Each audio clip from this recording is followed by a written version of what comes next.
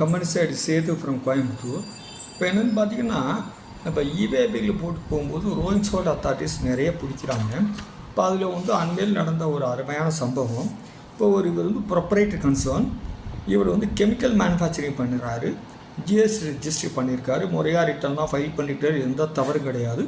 Invoice dealer. இவர் என்ன பண்ணுறாரு, ஒரு ஊர்லேருந்து ஒரு ஊருக்கு சரக்கு அனுப்புகிறாரு. இப்போ இன்வாய்ஸ் போட்டார், இவேபில் பார்ட் ஏ ஃபில் பண்ணிட்டார். பார்ட் பி டிரான்ஸ்போர்ட் டீட்டெயில் இவருக்கு தெரியாது. இவருடைய வண்டியிலேருந்து டிரான்ஸ்போர்ட் கோடவுனில் கொண்டு இறக்கியாச்சு. டிரான்ஸ்போர்ட்டுக்கு தான் அந்த பார்ட் பியை ஃபில் பண்ணி சரக்கு ஏற்றி அனுப்பணும். அப்போ என்ன பண்ணுறாரு, அந்த டிரான்ஸ்போர்ட்டர் எல்லா சரக்கையும் ஏற்றுறாரு அவருடைய வண்டியில். ஏற்றிட்டு பார்ட் பி ஃபில் பண்ண பகுதியில் பார்த்திங்கன்னா டெக்னிக்கல் இஷ்யூ வந்துடுது. ஸோ அவர் என்ன பண்ணிடுறாரு, பார்ட் பியை ஃபில் பண்ணாமல் சரக்கை ஏற்றி அனுப்பிச்சிடுறாரு. வழியில் வந்து ரோயிங் சோல்ட் அத்தாரிட்டிஸ் வந்து பிடிக்கிறாங்க. பிடிச்சி பார்ட் பி ஃபில் பண்ணலை, இது தவறுன்னு சொல்கிறாங்க.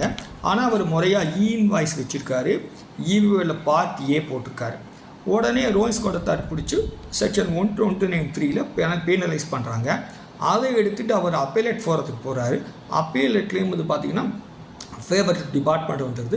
திருப்பி அதை எடுத்துகிட்டு ஹானரபிள் ஹைகோர்ட் போகிறார். ஹைகோர்ட்டில் என்ன சொல்கிறாங்கன்னா, தீர்ப்பு இது டேக்ஸை ஏமாத்துற நோக்கம் கிடையாது, ரெவென்யூ லீக்கேஜ் கிடையாது, ப்ரொசீஜர் லேப்ஸு, அவர் டெக்னிக் லீச்சஸ்னால பார்ட் பி ஃபில் பண்ணலை, அதனால அவர் டேக்ஸை ஏமாற்றியிருக்காருன்னு சொல்ல முடியாது.